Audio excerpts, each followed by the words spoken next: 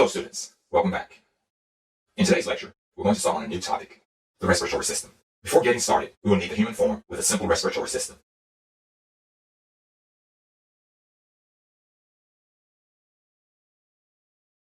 The term respiration has three meanings.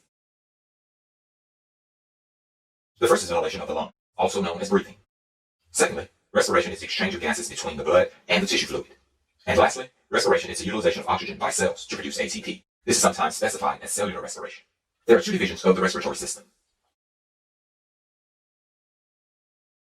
The conducting division only has structures for airflow.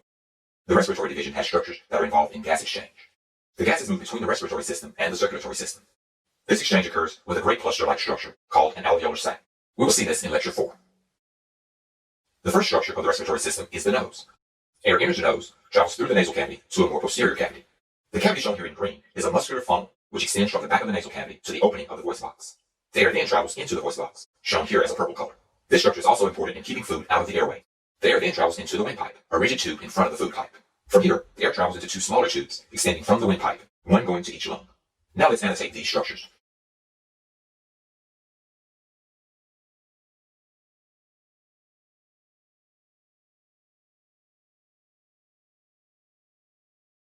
The respiratory tract can be separated into two parts, the upper respiratory tract and the lower respiratory tract. The upper respiratory tract contains all the structures within and above the neck. The lower respiratory tract contains all the structures within the thorax, or the chest cavity. To summarize, these are the six principal organs of the respiratory system: the nose, the pharynx, the larynx, the trachea, the bronchi, and the lungs. Please pay special attention to the pronunciations of the pharynx and the larynx. Think about ice skating rinks or roller skating rinks.